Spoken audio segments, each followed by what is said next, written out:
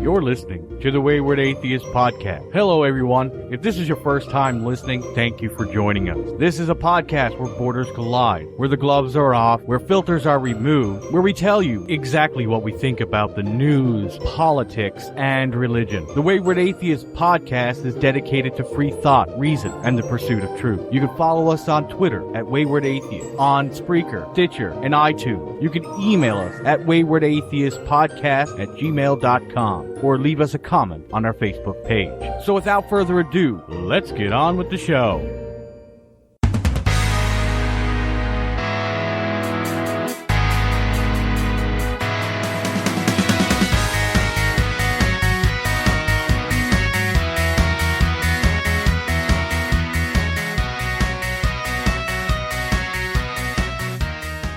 Hello and welcome to the Wayward Atheist Podcast. I'm Dave, aka the Great White North.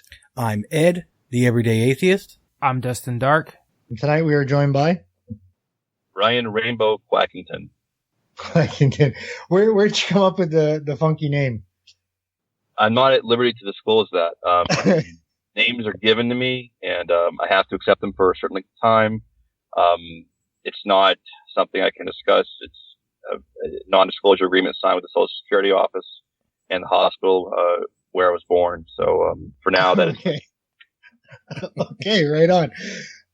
Off to a good start. So why don't you tell us a little bit about yourself, like where you're from, what you do, that kind of shit, before we get into what I want to talk about.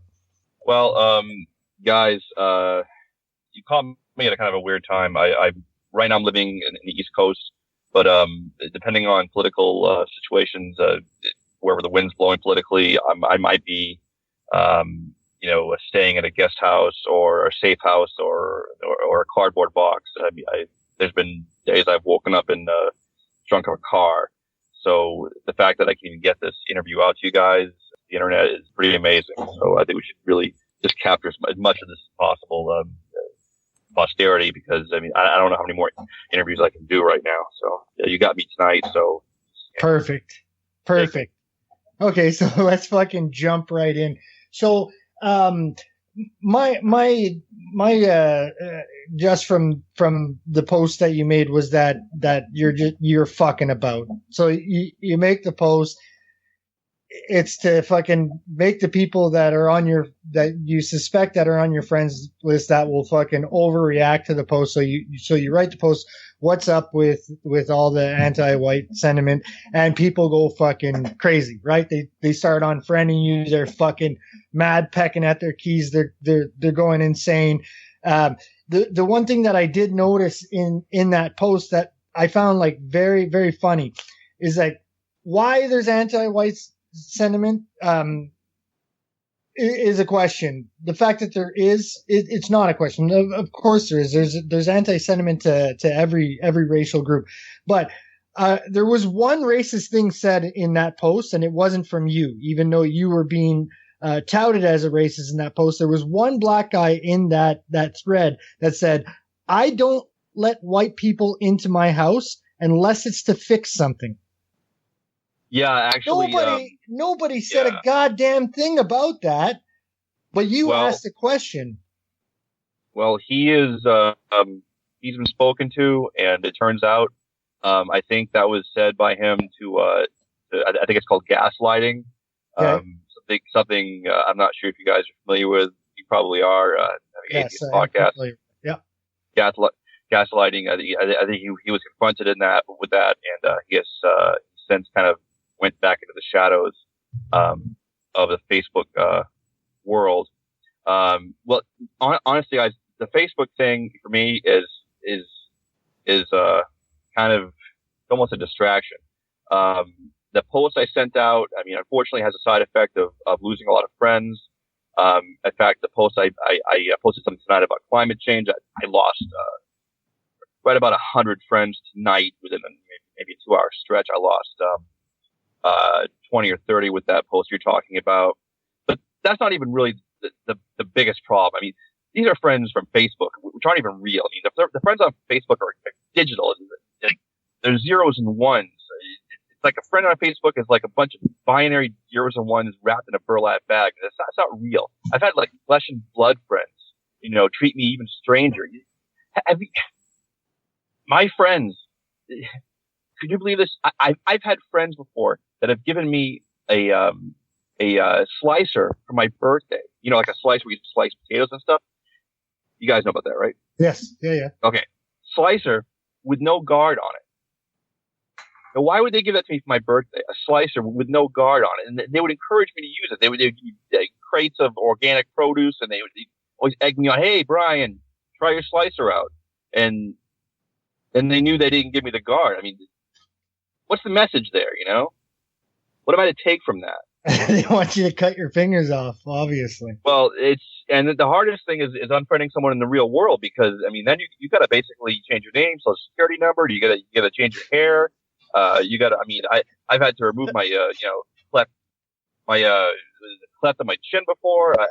I've had to change the color of my eyes. I've had to pee differently. I actually stand up now where I used to not. It's been crazy.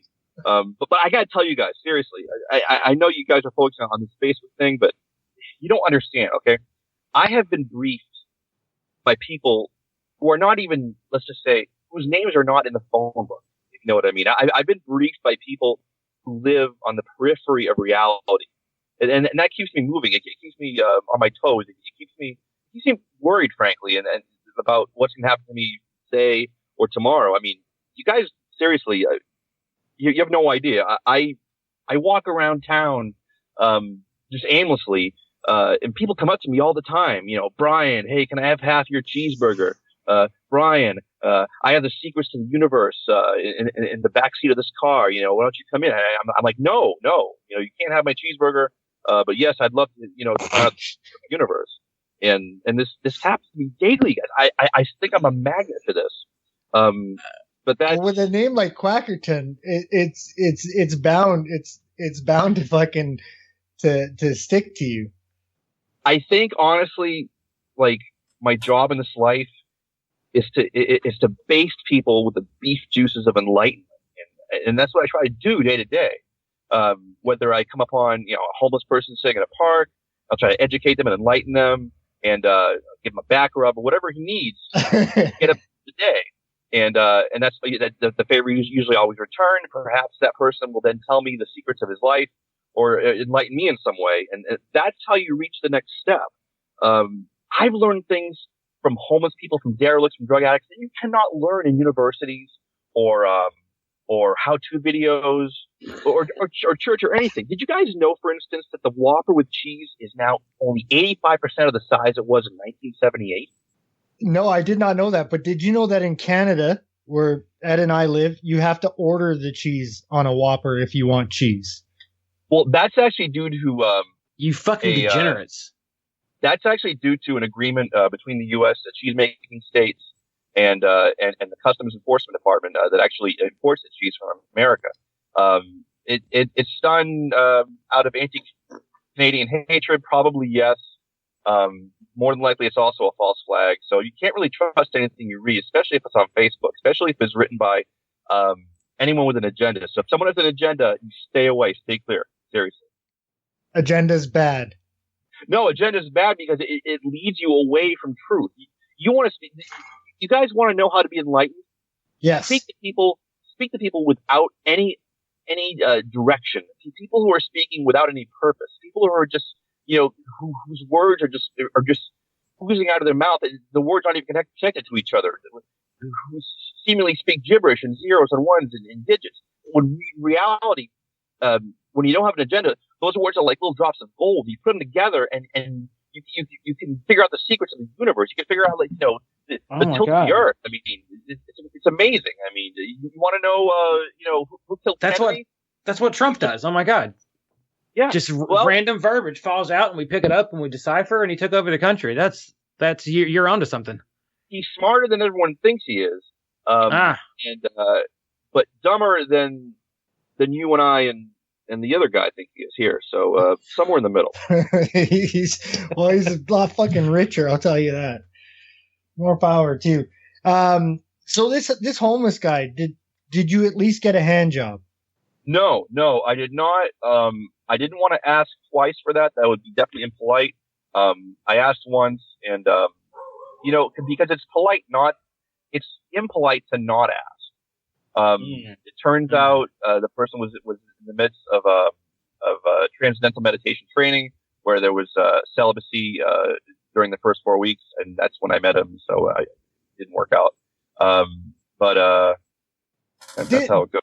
But did he at least when you went in for the kiss? Did that at least happen? Oh, no. Okay, you guys misunderstood. It was a homeless woman. It wasn't a guy. Oh, it wasn't a guy. Okay, it was a woman. Okay, when you went in for the kiss on the woman, did she go for it or no? Oh, no. That's too close for comfort. The trouble is, if you kiss someone in public, you guys got to realize there are paparazzi everywhere. There's the health department. I mean, what's your name? Good point, sir. Bearded guy? Dustin Dark. That's me. Yeah. Dustin?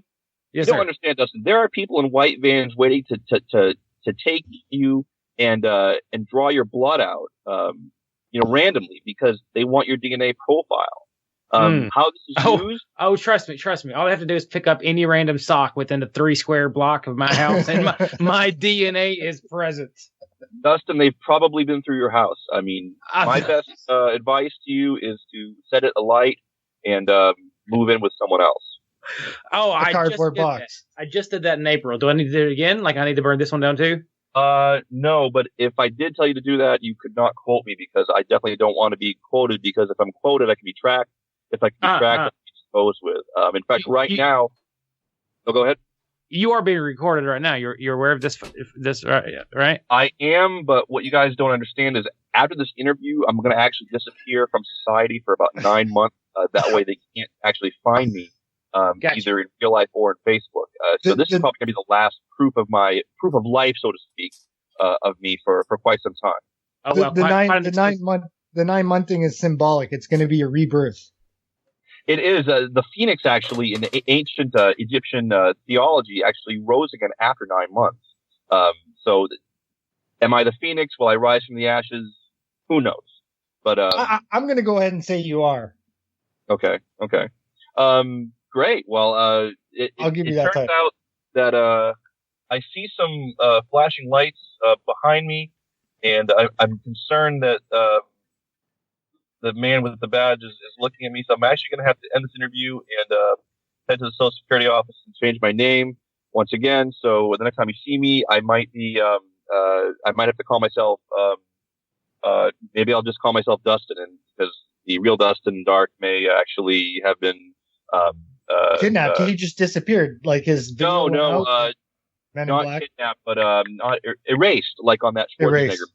He's going to be erased, so I can take Dustin's place. Does Dustin lead an exciting, creative life? Would I enjoy being Dustin? I think you would. He plays a lot of guitar. He smokes a lot of weed. Great. Does he pay for his weed, or will I have to buy it?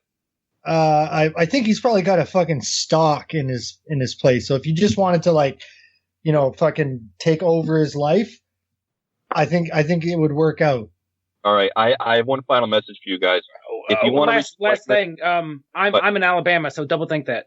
Double think that one, man. I'm in Alabama. There are many safe houses in Alabama. I'll be just fine. But I was just thinking that like the weed is expensive here. Let me tell you, usually about $20 a gram. It goes up as you buy more. And you actually have to suck a dude twice to get an eighth. The once does not get you an eighth. You gotta go twice. You don't understand, Dustin. People approach me all day long as I'm walking aimlessly. They offer me cheeseburgers. They offer me weed. Yes. I'm a magnet for this stuff, so it should be okay. Beautiful. Okay, you had one more thing to say. Go ahead, Brian. The book that I use for enlightenment that I encourage you to read, tell your listeners to read, it's called Conversations from the Fucking Future. Okay, it's available on Amazon. It's like every holy text and every issue of High Society rolled into one. So who's the author of this book? I can't disclose that information, but the book is called Conversations from the Fucking Future. It's available on Amazon. I have to go now. I see lights behind me. I'm feeling heat, and I better get going. So it's been a pleasure, you guys, and please don't tell anyone you talk to me. Okay, later.